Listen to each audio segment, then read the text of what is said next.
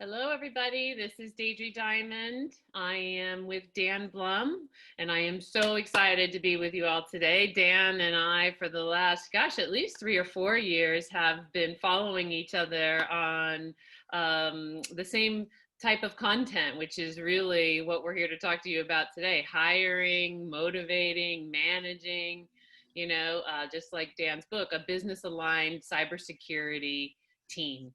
And Dan has written a book, and I was lucky enough to put a few quotes in there. And so, what I thought we would do is give you folks a high level of Dan's book and Dan's philosophy. And also, there's a few slides of my own in here to remind us all a little bit on the EQ side, my addition. So, Dan, welcome.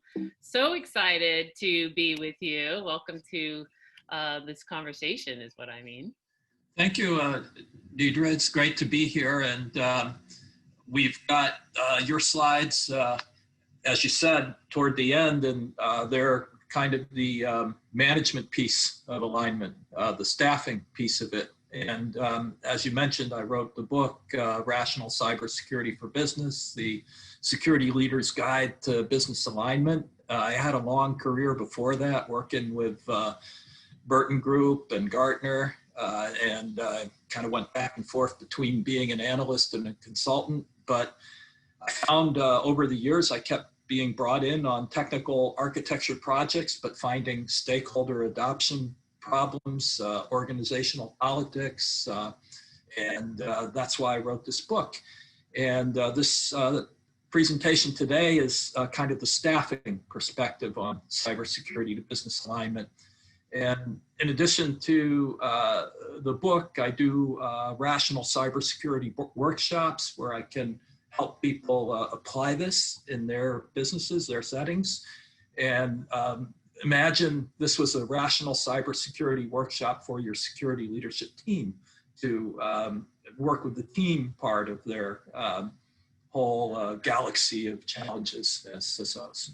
Yes, and it's exactly what we need. There's just not enough available training, certainly from a subject matter expert in cybersecurity, on management and leadership and how it plays out in the office. And so that's one of the reasons why I'm excited to talk to you, and I appreciate you sending me the book. I really enjoyed it. I love the title Rational.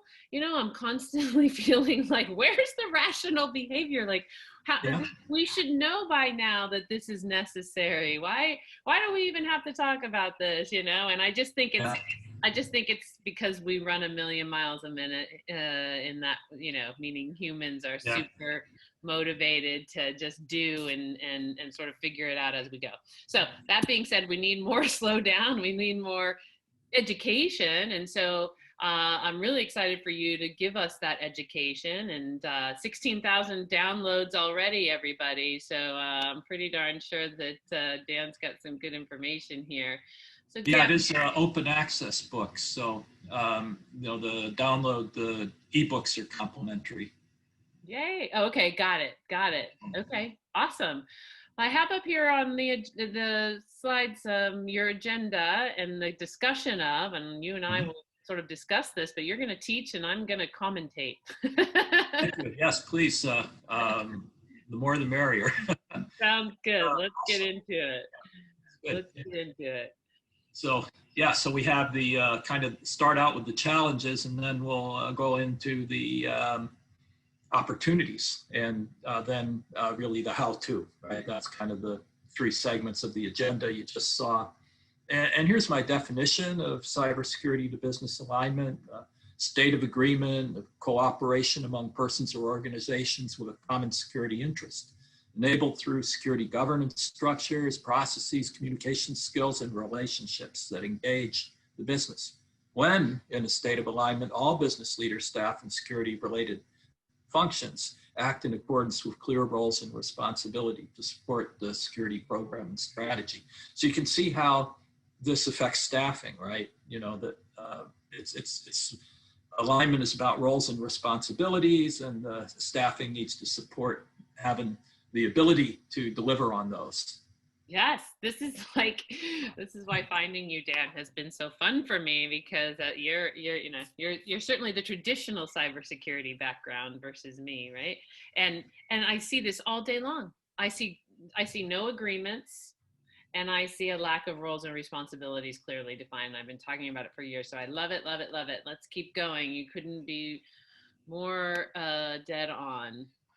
Right. And if you don't have the alignment, if you have misalignment, it can be disastrous. So this is another screenshot from the book. I have all these little stories in there, interviewed almost 70 security and business leaders. This one's called The Breach Was Predictable. And I heard a CISO describe this very story at a conference, but it's so personal in a way that I decided that I'd keep it anonymous until he told me to quote him, and he didn't. So I heavily obscured this, but you would know which company this was if I gave you any more hints than I did. Not long ago, the CISO related this at a conference. We had a flat network and all our credit card processing sites and other serious gaps. Flat network means no firewalls internally. And I went to my CIO with a request for funding, but heard back, we're expanding into an overseas location next year and can't afford the projects you're proposing. In fact, we need to cut your budget by 50%. After that, I put my resume on the market and left soon. The company retained offshore MSSP with advanced malware detection tools, but the skeleton staff for security operations stateside was in disarray, and within 6 months the alarms were ringing, but they kept hitting the snooze button, and the rest was history. Company was breached, bad breach, botched the messaging to the public during incident response, hundreds of millions of dollars in costs, and CEO had to resign eventually. So this is kind of what misalignment can cause. And if you go to the next one, Deirdre, there's so many breaches, right? This is from Edward Tufte's Information is Beautiful site. How many of those were not a result of credential misuse due to phishing, but actually due to access mismanagement, and behind that, a lack of alignment? Mm. And if you go to the next one, these breaches live in a space that I call the cybersecurity deficit. Yeah. But yeah, I wanted to say to you earlier, the number one thing I see, Dan, and CyberSN is the largest cybersecurity staffing firm in the U.S. for perm hires. These are, not contracts, perm, is a cut of budget or a lack of budget to properly staff. It's the number one problem. Most organizations will not come to us until the job has been open 6 to 8 months. That's like our average. And I don't get it because they're using staffing agencies for IT roles and software roles all day long.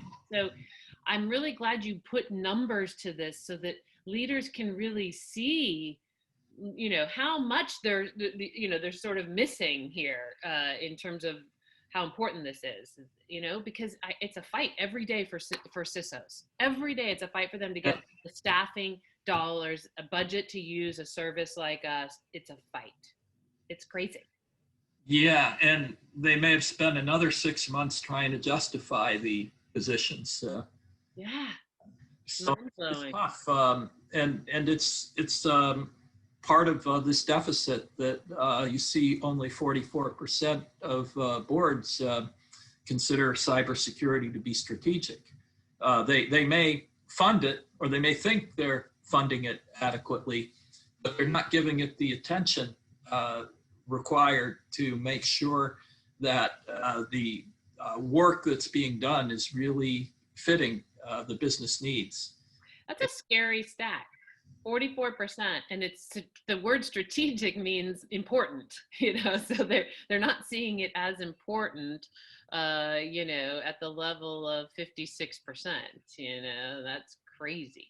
Yeah, they may see it as important, but they don't understand how important and why it's important and in what ways. It's interesting. They want to keep out of the newspapers, and they want to fund it, but they don't see that business leaders need to take accountability for information risk when they make decisions about outsourcing or creating a new product line and putting a date on the calendar. Right. Talk with the security team. Right. They understand that this not only had to get out on time and work, but it had to be secure, or else it would probably not be worthwhile. Yeah, these stats are fascinating.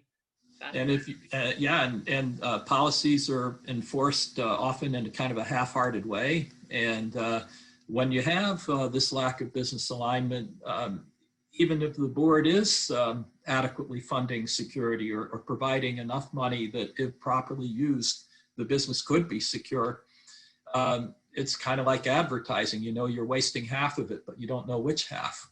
So this is a quote from Jack Jones from the FAIR Institute. I really like the factor analysis of information risk. Way to figure out what you really need to be spending your money on. And it makes me think of, the only problem are the problems we don't know. Yeah. Right? They can't be fixed if we don't know about it. And so if you don't know which half, that's scary. Well, you don't know how important the problems are, right?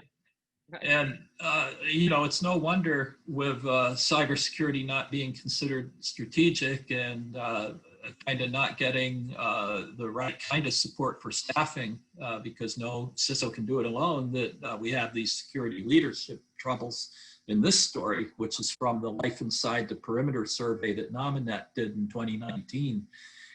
Basically found that the same things I talked about in the cybersecurity deficit, but also that the role was so stressful for CISOs that they were all having problems with their mental and physical health, work-life balance, and even 17% self-medicating.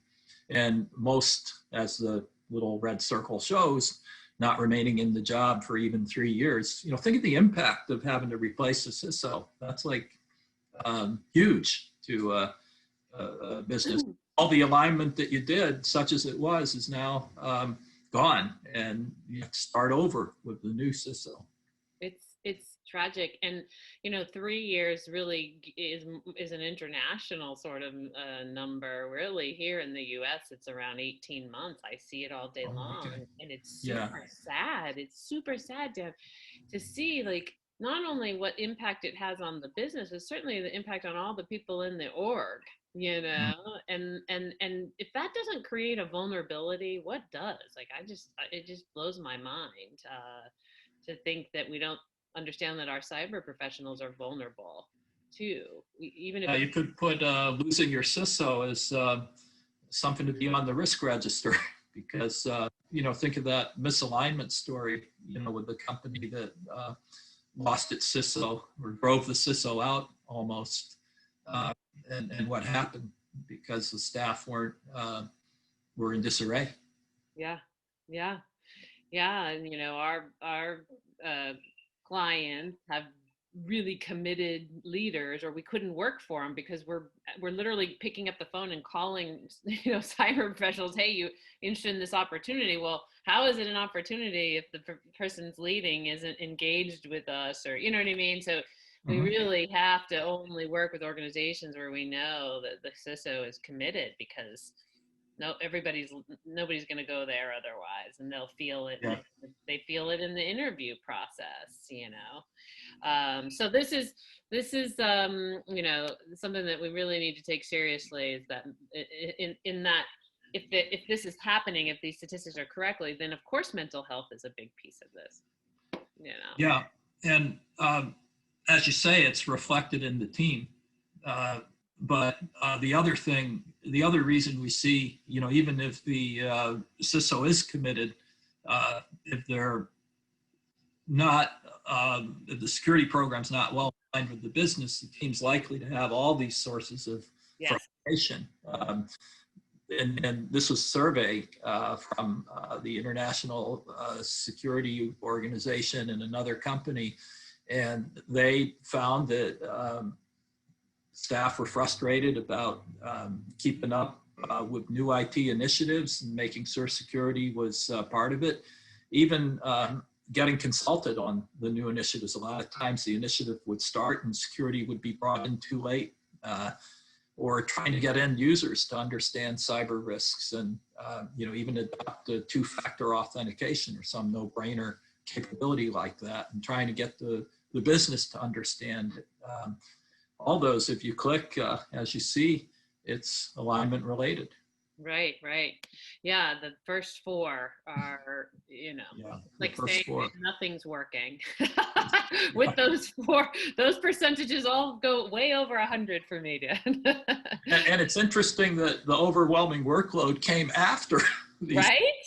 And maybe because the security professionals realized that if it wasn't for these alignment issues, maybe they wouldn't be so overworked. Yeah, it's no doubt, right? Like if security isn't in tune with IT, well, then that's going to cause overwhelm. So it makes sense that it comes after, right? Or if if people aren't on the same page about the risk, then that causes confusion. So overwhelm is going to come from that. Yeah, it is true that commitment can overshadow the right program, and we do have to have both things in place. I've seen people willing to stick into situations where it's poor program for a really committed CISO who's working hard to figure it out, versus the opposite is the only good news. But the reality is it's pretty rare that you see a committed CISO with these types of problems happening. Yeah, over the long term, a committed CISO will be able to make a difference for the better. But I do want to caution, and we're going to get into the opportunities that you have with alignment. I do want to caution that nobody's going to be perfect. Yes. Business is moving fast. It's complicated. There's different people pursuing different agendas. Even if you're well aligned, that's all still going to be true. So we look for progress, not perfection. I love that. Yeah, for sure. But that being said, we have a huge untapped potential. The more dysfunctional we are right now, the more benefits we could get just by fixing, some of the worst aspects of this.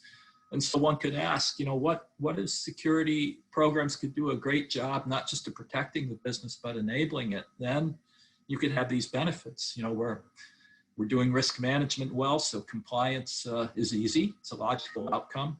The business is protected from risks, but it recognizes that protection is never 100%. And so it steps into the breach with cyber resilience.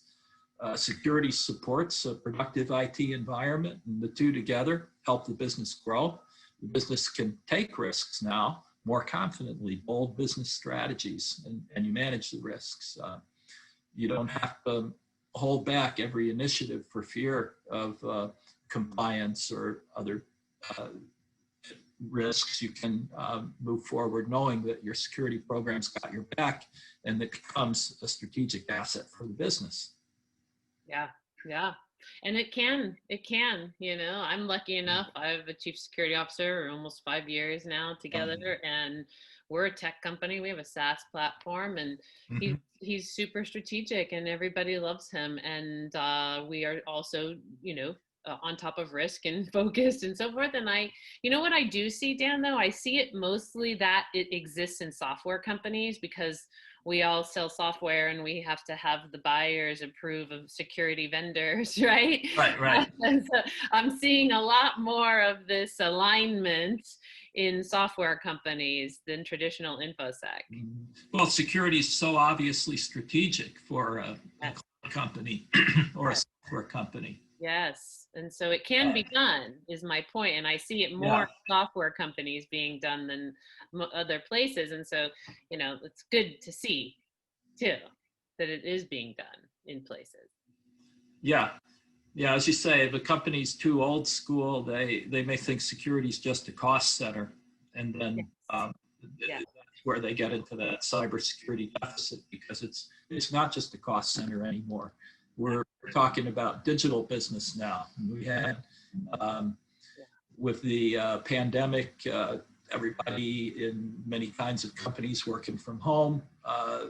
Satya Nadella from Microsoft said we've done in 2 months what we plan to do in 2 years as far as that kind of digital transformation. And so it really is strategic for most kinds of businesses now, uh, Yeah. IT and the security of IT. And Yeah. um, if we're going to really enable the business and enable IT, what would a well-aligned security program look like? And going back some years ago,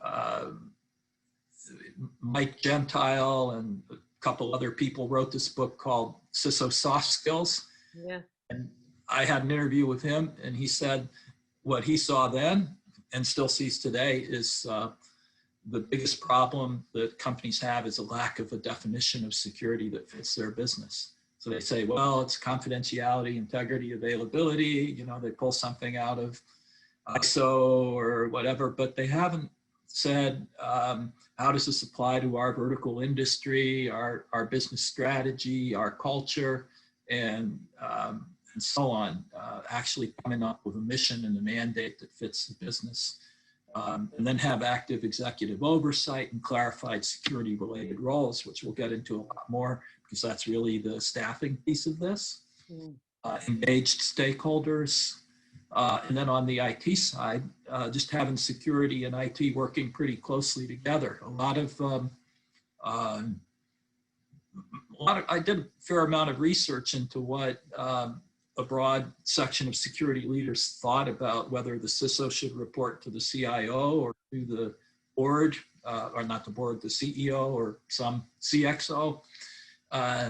It's true, there's a separation of duty opportunity, kind of getting out from the thumb of the CIO in some cases. But in other cases, you could be given up the opportunity to really work collaboratively with IT by separating security organizationally. So I really had a split decision on that in the book. The best of both worlds seems in many cases, you can work for the CIO, but you should still be visible to the board, and to the CEO so that you can make security's case in a broader perspective, because it's not just about IT operations. It's about how you do business as the business transforms to a digital business. Mm-hmm.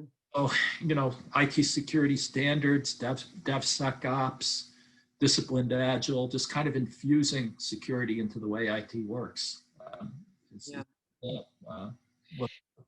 If you do all this stuff, you could end up with, the vision of frictionless security, having a good user experience for it. Right. And that, as you said, it, regardless of reporting structure, requires a really good relationship with IT. Yeah. And vice versa. And software, app developers, Yes. now have come into that picture. And now it's really three, because they all could report to different people. And yet it can be done. I see it out there, and it is inspiring when it does happen, because for a long time it really wasn't happening, and security people were seen as the new CFO. Security, no. Yeah, Dr. No. Which is not fun for anybody. Does not work. So I was trying to come up with an image for alignment. And I do the Google image search and all that, and kept seeing align your tires or align your gears or whatever. So I drew this picture, and it really shows that alignment opportunities are everywhere. Yeah. We're changing the model of IT itself as we increasingly move functionality into the cloud. But we still need those IT skills, that IT knowledge to guide us as we manage our cloud service providers and manage our architecture and our shared service catalogs. And so IT is broker, DevSecOps, these are all sort of the detailed pieces of the right side of the previous slide where I talked about working closely with IT. And you know, at the top, which is on the bottom of this slide, I guess, unfortunately, but the cybersecurity perspective with the business perspective really starts with risk management and, you know, placing the accountability for information risk with the business leaders that create it, you know, in many cases by the choices they make. It's fine to take risks, just talk to the security organization first. And so in an aligned organization, that's made to happen by the accountability model. So there's all these opportunities, and you know, there's kind of a whole stack of them, I guess. This is just another way. I had the slide earlier that said it was a team sport, right? Or maybe that's still coming up. I think that's still coming up. Well, it makes me think of like the finger. I don't know why I see this when I see your slide, you know, sort of coming together, the hands, the thing, you know, so that it sort of works for me in the visual of, because this is what we must do as people, whether we're deemed IT, DevSecOps, application, whatever, security. It really is about, there's no silos. There's just no such thing. It's not even possible to have a silo anymore. Well, you have to work across them. You have to across them. Yes. And that's one of the big challenges for security. I wrote about it in the book too, the Harvard Business Review study that 75% of cross-functional projects fail. And that's because, or they're dysfunctional. And that's because they don't have that leadership engagement supporting them, or they don't have the right processes for working across silos. And so that's why, you know, it's really important that the CISO at the top, you know, have really good communication skills to be able to describe the business impact of risk to the executives and the board, and to understand, you know, coming back from them, what are the business initiatives, what are the decisions they have to make, and how can security as seamlessly as possible manage the risk of those initiatives. But in order to actually make this work, it has to work all the way down the IT stack and with the developers and operations. And so the book provides guidance really at all levels because it is a team sport. One of my interviewees said it was also cybersecurity is a contact sport. So. Yeah, and it's a skill, you know, this type of interaction is a skill. I call it emotional intelligence skills, and we'll talk about it in a little bit. It is a true skill set of what we're talking about. One has to practice, one has to think about, one has to, I love how you use the word accountability. I like that word a lot. I use it too. One has to be accountable to, you know, implementing team behaviors, you know, that work. You know, so I know you're going to get to that next with the alignment perspective on staffing, right? Like, you know, this is sort of the framework of it all. And if done correctly, then there's more, you know, success. If done poorly, there really isn't success. So talk to us about that. Yeah, so we're kind of into what we promised to talk about in the title, the how to hire, motivate, and retain your security staff. So a couple thoughts here, because I assume that, you know, with CyberSN, you serve kind of all these different security related functions, not just security operations, but also audit and management. These are all security staff or security leaders or IT staff with a security responsibility in their role. They have a security related function. So there's different skill sets for each of these, and they don't all work for the CISO, although we talk about the CISO as kind of the core of it all. You know, having architects and people responsible for and policy and so forth, but there's also the audit and the business continuity management and the privacy programs. And most of these don't work for the CISO, although usually security operations does work for the CISO and partly in IT.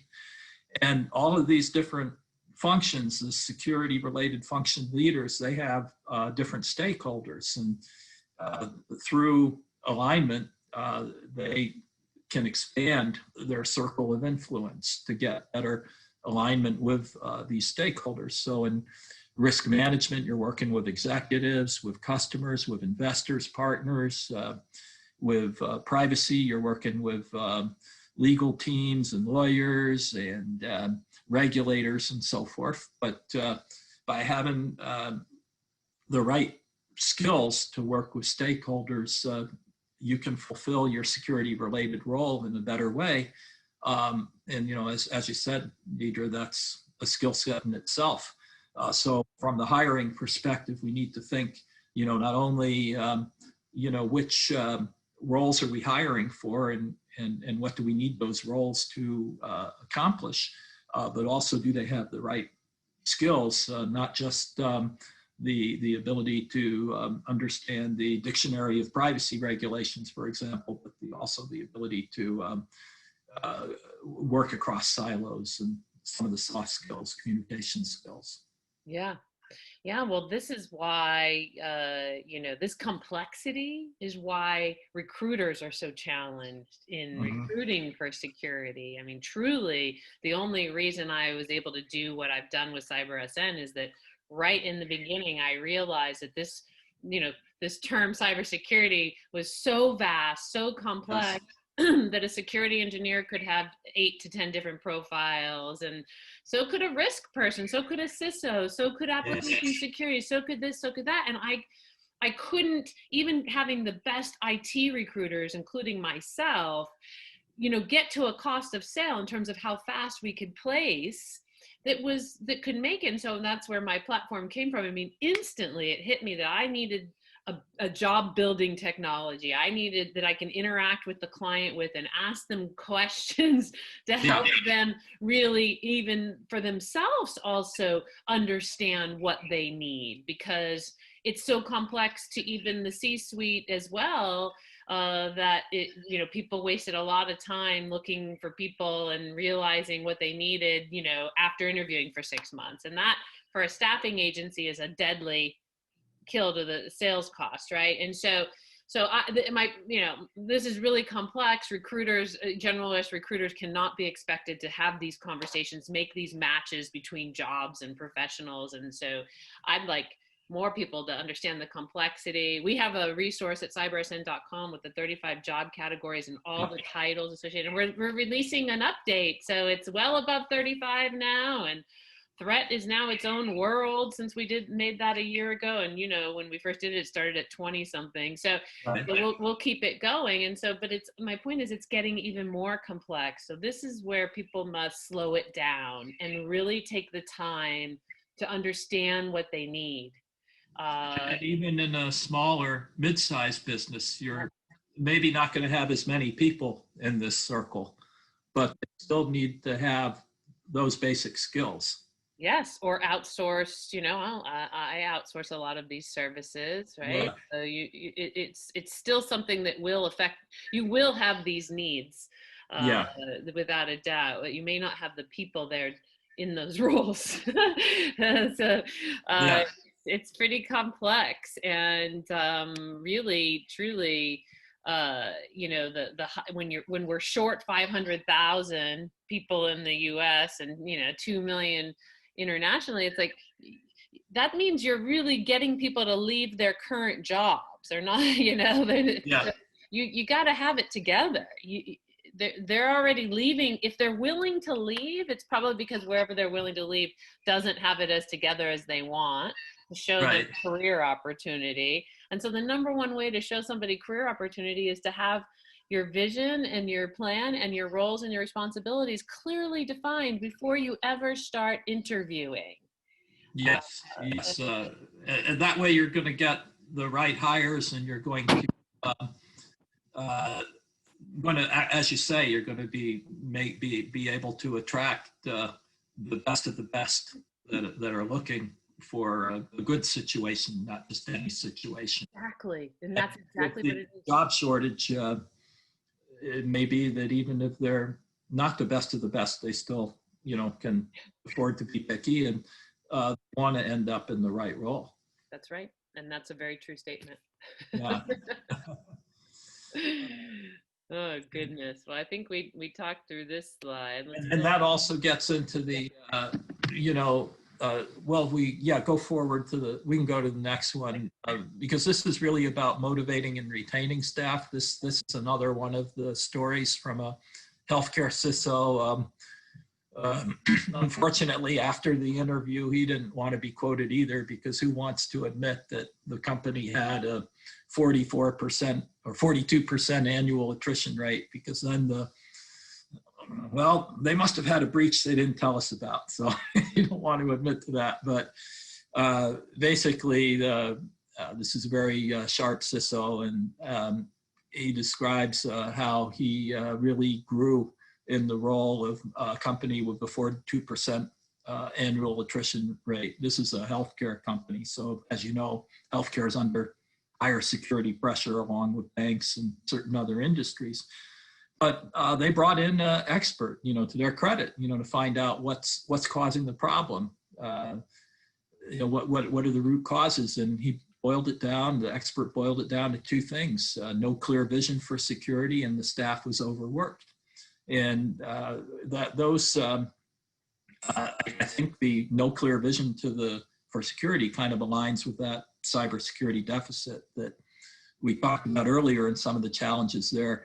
What's even more interesting is what they came up with for the solution, which was, we need to have a future state where the staff can sense a sense of efficacy. We're going to be able to get our job done. Maybe it's not going to be perfect, but we can make progress here. We can improve this environment. But we're looking at risk. What's the real risk? Not just checking the boxes on endless compliance hamster wheel or something like that. And the processes are somewhat frictionless. We know how we engage with stakeholders. We know how we requisition resources or hires or things like that. And a lot of that's about the access technology, modernizing the tools so that the right people can get access to the IP resources they need, but you're not giving everything to everybody. That's sort of the zero trust model. I wish I had more time to talk about what he meant by zero trust in every context. But I think it was more that you had that ability to match a disciplined approach to access control while still empowering people to perform their roles. So it was frictionless when you were doing what you needed to be doing in pursuit of your role, right? And they measured results to get the value from tools and processes, a realization-focused culture. And he said that now, the last 7 months, excuse me, he had 0% attrition. So we'll see how that goes. Just I know you're going to talk about other ways to motivate the team, through enlightened management, but having an aligned security program, security culture is a big piece of it as well. Oh, it's huge. And it's in my, we all want 7 things. To me, we all want the same 7 things at work, which I have a slide coming up here. But to me, a clear vision of security is no different than clear defined roles and responsibilities. Meaning you can't have clear defined roles and responsibilities without a clear vision. You know what I mean? And so I think we're saying the same thing. That's one of the reasons why I love working with you, is because you speak academic with cyber academics, and I kind of bring in all this warm and fuzzy stuff on top of it to say the same thing, which is truly in EQ, right? And let's just get into it. I put the slide up here, and within EQ, within emotional intelligence, there are core business skills, and one of those skills is making sure as a manager, I even say manager versus leader, because everybody ought to be a leader. A manager is in charge of somebody else's career, and that is it needs to be distinguished and called out for what it is. It's a very powerful seat. And within the management EQ skill set is the ability to clearly define roles and responsibilities. It is these skills that I have in this tree here. And I put it in a tree always, Dan, because the beauty of EQ is they can keep growing your skills, meaning it's not like IQ when the brain's fully developed, the IQ is developed. That's it. It is what it is. EQ actually can continue to develop should one consciously choose to. And again, consciously is the key. You know, we know our minds. Well, we're human, so yes, we're always growing and learning. Yeah, and being human means you use your brain like a few percentages of the day at a conscious level versus the program that we've created. And it's not to say that it's bad, it's to say that it can be limiting if one doesn't really work to wake up their conscious mind, and certainly limiting in management, which is also known as leadership. And so what I seek to do with helping everybody understand this is that these are skills and they require the same amount of attention that your hard skills require. Understanding what do all these things mean and how are they implemented in the business world, and how do I measure and grow and keep getting better. It means practice, practice, practice, and having coaches and trainers. It's really important. So, these words, well, some of them are very obvious. Some of them require not so obvious, like win-win communication, traditionally only trained on, salespeople. It needs to be every human, right? Listening skills, same thing. Some of these really only have ever been trained to salespeople. And those days are over in terms of salespeople only being the ones that needing good EQ communication skills, and then some of this is just truly skill sets that have never been trained for anybody, like good decision making, and focus skills, and focus and empathy, or self care. Who's talking about self-care, as a business skill? I am because I know how much I've had to get, on top of my own self-care to stay in the game, if you will, physically, right? The game of lots of hours and lots of pressure, and still stay healthy and enjoy work. It's consistent self-care. And so I really, put out a call to everybody to really think about these words and also get some training about them, because it is a skill, and it doesn't come just because you want it to, right? We need to train the brain, as I call it. Let's train the brain. And really the best way to do that is to first start off with understanding that we all want the same things, I call it the same 7 things at work. If we can start there and say, we all want to feel valued. We all want measurable agreements of roles and responsibilities. We all want a positive, productive communication environment. We all want a career path. We all want consistent training and learning. We all want wage equality with peers, and we all want to work in, kind, respectful places. And if we start there as businesses, I don't care what your role is, as a business, and then, through departments, then good decision making can happen. Like we talked on the previous slide, one of the EQ skills of business is good decision making. Well, you'll make good decisions if you remember this when you're, making decisions for other people, about other people and their careers and their livelihoods are on the line for your decision making. And so I'm lucky in that out of college, I was hired by 2 serial entrepreneurs I worked for 21 years across 3 different companies. And while they didn't state it this way to me, this is what I learned in working in and around them. And I do remember being a brand new manager and being told by one of my mentors, nobody comes to work to fail, when I was complaining about my trainee. And so nobody comes to work to fail is a part of this, I want big time for me, and how accountable I am as a manager to recognizing that there's no difference between you and I in terms of wanting these things, and therefore my decision making ought to take them into consideration. And really, when we do, we can still create environments that make a lot of money. I know a lot of people in business want to make sure that we can still make a lot of money and have empathy. Yes, we can. I have developed companies that make a lot of money, gone public as a, being an executive at number 18 and seeing that happen. And so, how? Well, it's those EQ skills plus measurable agreements, which you and I talk about accountability. If you have those things, you can produce at high levels. I came into the business of tech and cyber through sales, and I've become an executive from that pathway. Mm-hmm. And what I've seen is that most sales organizations, or not most, sales is easily measurable, right? Yeah. It's numbers, right? It's numbers. The difficulty is calling the right number. So you can still screw this up. But my point is, it was astonishing to me as I started to manage other departments over my life, how those departments really struggled to make measurable agreements, because it's not as simple as a number, right? Yeah.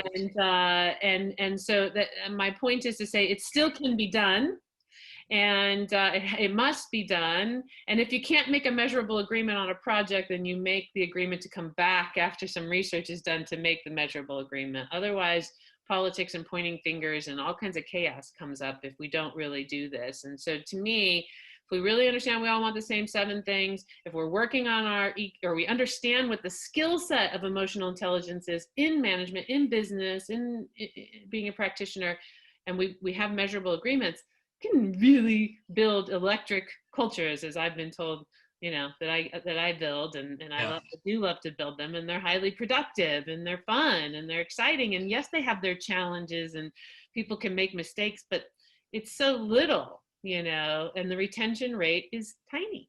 The attrition rate is tiny. Yeah. Well, what I love about the EQ and the managing and making measurable agreements and these concepts is that it's not only critical for the staffing, but also for aligning across silos, as we were talking about earlier. Yeah. And I know you're going to talk to us about aligning silos, so I already jumped to the next slide. Totally. Yeah. Well, very briefly, yes. Yeah. We'll wrap up here. Yeah. So just a little more on clarifying security-related roles, because that's sort of at the heart of alignment. Part of it comes out of creating a definition of security that fits the business. Mm-hmm. Then there's also some good content here that you can get from the literature. This matrix that I put together, a RACI matrix, a responsible, accountable, consulted, informed matrix, comes from ISACA, the COBIT audit standard. And I simplified it some, but in a large company, you probably have a few more columns than this. In a small one, you probably have only a few people fulfilling all these functions. But if you look at this, it's from the COBIT, evaluate, direct, and monitor, controls, maintain IT business value, ensure risks are managed. These are the managing up, skills that the CISO has to have, and that has to have to work with the CIO and the line of business executives and the board and the corporate executives.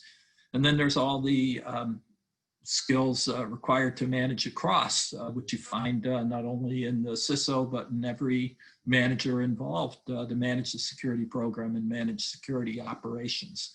So having something like this for your security program at a high level and for different domains within that or different projects, be the basis for those measurable and manageable agreements. For sure. And then you develop metrics, although they can be tricky in security because there's a temptation to count viruses or something like that. That's not necessarily the thing you should be counting. Well, I love it, even though it's definitely academic on my brain. What I love about it is that it assigns accountability so that I, as the person utilizing this, can remember what kind of accountability. I mean, this is a lot to remember, right? In terms of what we're expecting out of others that don't work for us. You don't get to go create their job description. So I like it for that, as I would have it in my office, posted to tell me, remind myself, what is this person's level of accountability to my programs, so I think it's really smart, really, really smart. And it does require this level of work and time to sit down and really, think and plan. And it's one of the things I'd like to see more in job descriptions is time to think, like, we put it in ours under, time for hiring and retaining, in our job description building, we put that in there, and we encourage people to give a nice chunk there, because if not, then even if they could do all of these things and want to do all of these things, if they don't have the time and you're not giving them the time, in terms of their head count underneath them so that they can, it's going to be pretty much a dog chasing its tail, right? Yeah, well, that's kind of part of the way the business culture is and the security culture. Do you give people time to get their work done, time to plan, or do you just have way too many meetings and emergencies and things like that? It's hard to have a good sense of efficacy in a company that hasn't aligned these functions and needs to have all these meetings just to determine the shape of the conference table or something like that. That's right. Right. And that's, as you've got your number one point here for conclusion, that is often the root cause for breaches and skills. It is, because if you can't align with the business and define who's responsible for getting the work done, you're not getting it done. And that's where you have this deficit. That's where you get a breach. There's skills gaps. You don't know what skills you need, and you have all these troubles. But through alignment, you can release a lot of untapped potential. As I was saying, we look for progress, not perfection. I don't think we'll ever achieve perfection on this, but it could be in many areas that we're so dysfunctional that just making some progress is going to really move the needle. But it happens with the team. It's a team sport.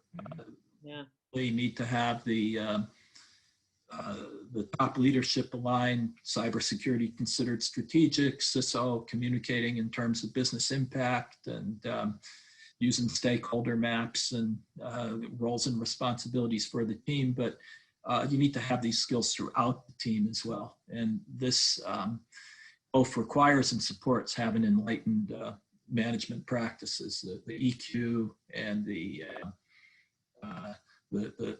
meeting the 7 human needs, and what was the other one?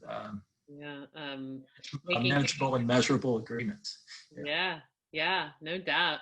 It can happen. I love that you use the word enlightened. I'm a yogi, so I really appreciate that word. And enlightened really means the conscious mind is being utilized, and I think wrapping with that would be good for all of us, is to really recognize that our minds are programs, and that if we want new programs, meaning ones to add to the ones we have, then we must be engaging new content, thinking about new content, and really that's what this is all, I know why you and I care so much, is that we want to see this sort of madness stop, this revolving door of security people coming and going in organizations, so that as individuals, as a country, as a world, we can prosper at greater levels if we're sticking together, and as you said, what can you accomplish in even 3 years, never mind 18 months. I'm somebody, again, work with the same people for 21 years, and continuing to do so in my journey of even my own company. And I can't imagine not having that, which is why I also fight passionately for this cause of helping people figure out how to stick together. It's a more joyous life. There's a lot of stress with moving jobs every couple of years, Yes. especially with a broken job searching system like we have, right? So Yeah. so thank you, Dan. Thank you for really leading and encouraging people to think about this topic. And I can't wait to do more with you and continue to create with you. So thank you so much. Well, thank you for having me today, and look forward to next time. Absolutely. Thanks for joining us, everybody, and we look forward to talking to you again. And we'll be putting these slides up on YouTube and certainly at CyberSN, and we'll together with Dan socialize them. So thanks for joining, and have a great day, everybody.